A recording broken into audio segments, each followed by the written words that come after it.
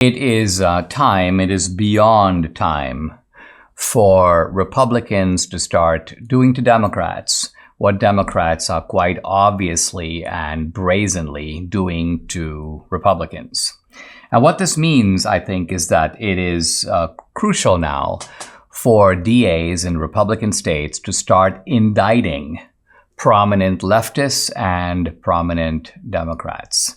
I say this without while realizing that this is not always an easy thing to do. It provokes resistance from leftists at the bar. They try to go after you, disbar you, file complaints against you, and they've been doing this against Trump lawyers, for example, and harassing them, making their lives miserable. And so there might be, Republicans tend to be a little bit scared and a little bit diffident, a little bit shy. Or in the past, they've had the view that that's not our job, Dinesh. You know, we don't really want to turn our office into a weapon of political prosecution. Well, guess what?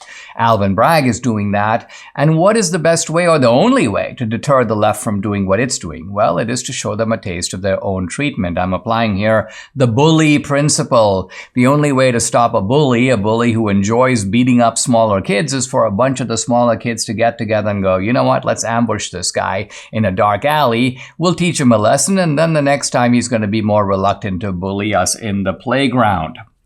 Now, where do we go with this? How do we start? Who do we go after? Well, the obvious candidates are, of course, Biden. There's wide circles of corruption with Biden, and all you have to do is link it to something that's happening in your state, and there you go. You've got a case. Bring an indictment. Bring indictments against Mayorkas at the border. There's no reason you can't, that the Texas Attorney General can't find a reason to indict Mayorkas. Now, again, this will run into legal obstacles. It's going to be challenged. It's going to be fought over, but that's okay. The indictment still, it drags out. This is what the left has taught us. Drag it out. Make sure that the guy is brought in. Make sure that he's arrested. Make sure that he's fingerprinted. Make sure that the cause of action is under state law. Even if it's hitched to some kind of federal offense. Bill and Hillary Clinton should both be indicted for their crimes under the Clinton Foundation. Think of it, stealing money from Haiti, collecting money and offering basically U.S. foreign policy in return. There are all kinds of violations. Again, you need to be a legal guy to be able to go through the stuff, go through the business records. Normally, we don't even take the trouble to look. It takes investigative reporters like Peter Schweitzer to put this stuff out. Well, you know what? They've done it. So now the DAs can take the lead, take the information available, and pursue it further, pursue discovery, get more information. So go after Bill, go after Hillary, go after Joe Biden, go after members of the Biden family. It's not limited to Joe. This is a family-style mafia. They split the proceeds. Indict them all. Indict them all. And don't stop there. There's plenty more targets here. And again, there's in fact a luxury of targets. You're almost at a kind of legal shooting range. You've got a lot of different options. Rosie O'Donnell has violated the campaign finance law on at least 5 separate occasions. I don't know if the statute of limitations has passed, but even if it has, you could find some reason to revive it. Maybe Rosie moved to a different state. Again, take a page out of the playbook of Alvin Bragg. What about Soros? Here's a guy who's a Nazi collaborator in his teen years. He accompanied this guy who was confiscating Jewish art and Jewish money and Jewish furniture.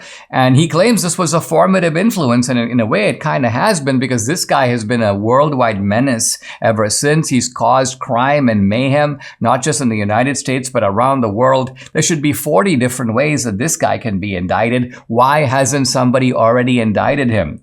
And then, of course, there are the 51 intelligence officers who interfered in the 2020 election. They all lied and said that they were convinced that this Hunter Biden laptop was Russian disinformation. What was this if not election interference, trying to get Joe Biden across the finish line? They probably knew, all of them, that this was real. Their idea is, that's okay, we'll find out after the election once Biden is already in there. Let's keep the American people from knowing about this, and if they do know about it, we will be on hand to lie about it and convince them that it's something other than it is. All these guys are crooks. All these guys are really traitors. All these guys need to be indicted. And so my message to the GOP is, It's time to get up. It's time to move into action. It's time to indict.